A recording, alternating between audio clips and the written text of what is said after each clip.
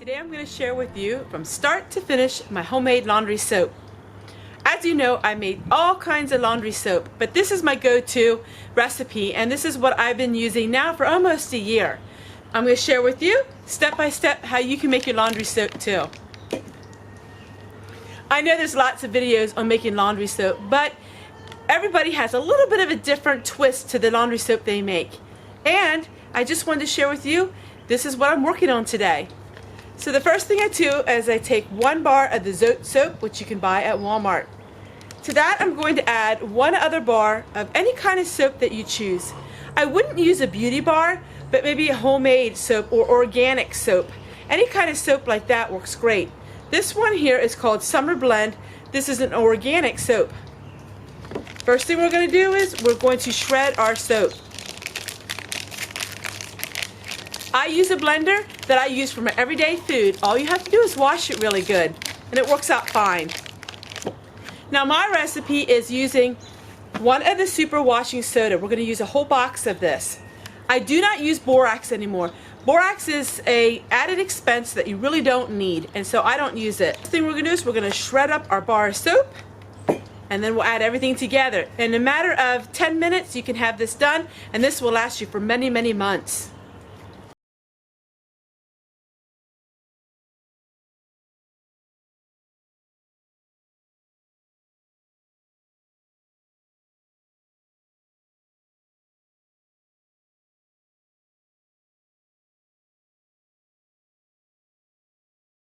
So this is what it looks like.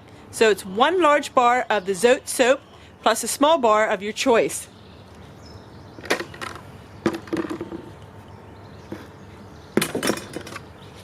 We're going to go ahead and put this in a separate bowl.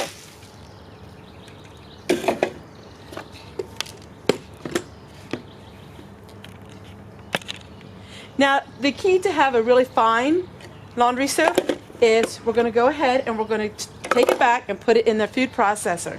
So we're going to add about 1/3 or 1/4 of it, of the soap, to 1/3 or 1/4 of the box of the washing soda.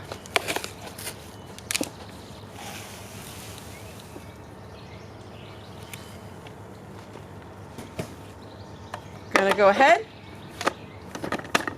and we are going to blend this till it looks like your regular laundry soap.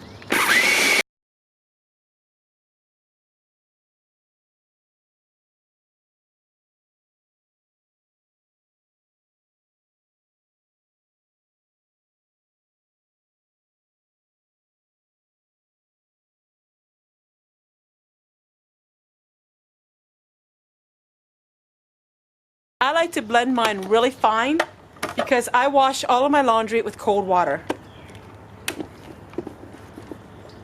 So this is what it looks like.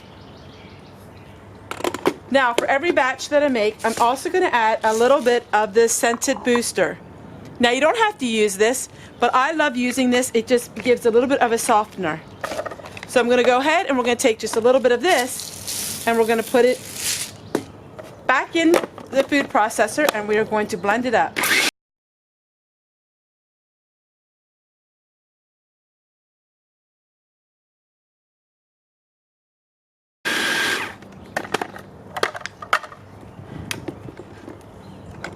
And we're going to keep doing this until all of our ingredients are used up.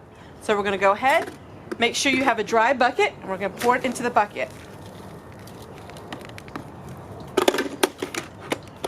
And we're going to go ahead and we're going to do everything all over again.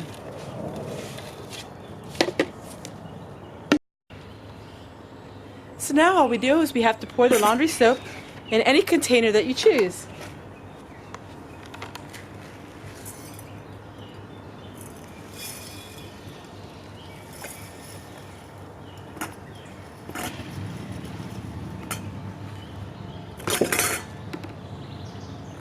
And there you go. Now we're finished.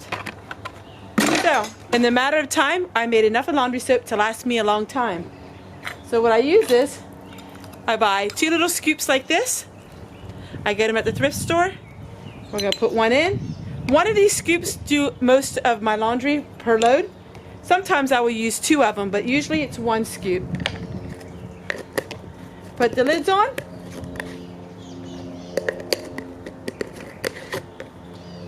we're good to go. So that's how I make my homemade laundry soap, and I hope you give it a try. There's so many recipes out there. This is a recipe that I have tried over and over again, especially if you're going to wash with cold water. This actually dissolves very well in cold water. It works great in cold water, and it's very frugal as well, because one little scoop is all you need. Take care, everyone. We'll see you guys tomorrow.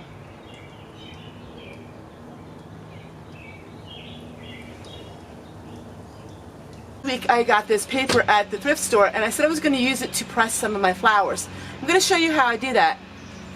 I'm going to take the book, and it's called The Country Diary of the Edwin Lady. This is a really good book. It talks about her descriptions of the different nature and all kinds of things, and so I'm going to use this book to press my flowers.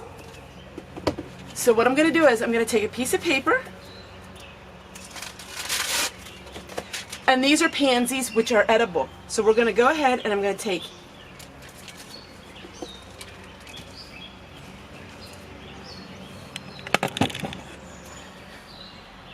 my flowers. I'm going to put them on this paper. Try to find some flowers that are in really good shape, that don't have a lot of imperfections on them. And the more you pick these flowers, the more they will grow as well. Usually that's how it is with herbs and everything. The more you pick them, the more they'll give you. So we're going to go ahead.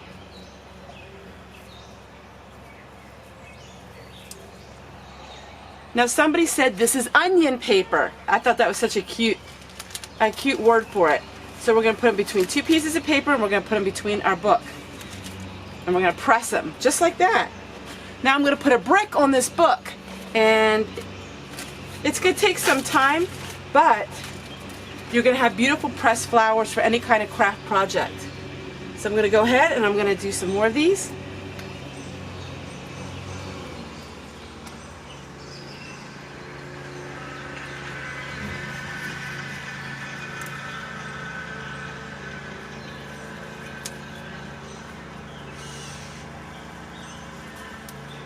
This is a very old Victorian way of keeping flowers and pressing them. A lot of people did it in their Bibles. I do have a very old antique Bible, but I don't want to use that. So here you go, and this is what it's going to be like. And I'll show you in a couple weeks, or maybe like 8 weeks, what it looks like. So, The Country Diary of an Edwin, I know I'm not pronouncing that right, lady. It's a beautiful book. Beautiful book. I love this book, and I love reading it, and I love hearing about her life in the 1800s.